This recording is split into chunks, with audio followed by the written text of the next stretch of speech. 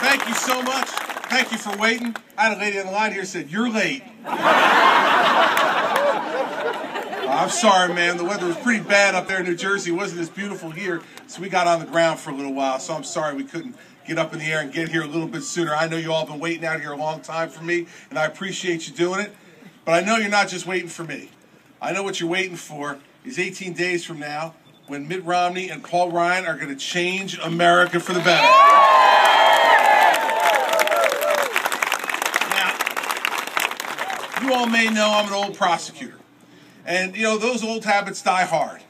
And whenever you were trying to win a case, trying to drive it home during the closing argument to the jury, I always said to my prosecutors, don't use your own words. Use the words of the person that you're putting on trial. Use their words to try to prove your case. They're powerful. It's a powerful way to do it. And so here's what we're going to do today. We're going to use the president's words. Let's forget about mine for a second. Let's use the president's words, and let's use two instances. Now, a few weeks ago, I watched the Democratic National Convention. I did it as a sacrifice and a service to my nation. I watched it at home. I stayed on my couch, and you know, I made my son Patrick, who's 12 years old, bring me a big bottle of water, because whenever I hear that much BS, I start to get lightheaded. And I had to remain hydrated, make sure that I stayed conscious, because I wanted to hear every word that they were saying at this convention down the road a bit in Charlotte.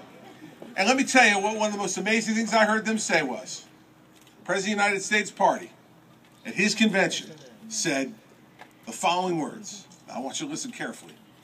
Government is the only thing we all belong to. Now, I know that was a little bit of a moment, but I want you to listen harder to that. Listen one more time.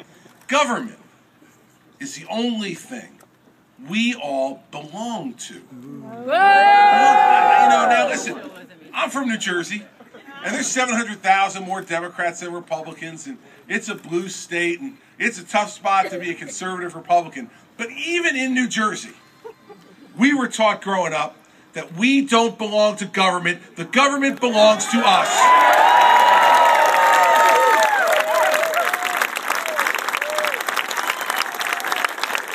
See, and that's this president's philosophy. This president's philosophy is that we belong to the government, that our lives belong to the government, that our earnings belong to the government, that our families belong to the government, that we are pawns for him and the millions of additional bureaucrats he's hired in little cubicles all over Washington, D.C. to plot and plan all of our futures. That's what this president believes.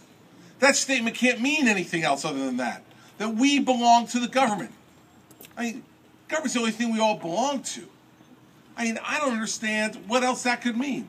I mean, this is him looking at us as if we're possessions of his grand plan. See, that's never been the country that I thought we were. See, I've read the Constitution. I think all of you have read it too. It doesn't start off, we the government. It starts off, we the people.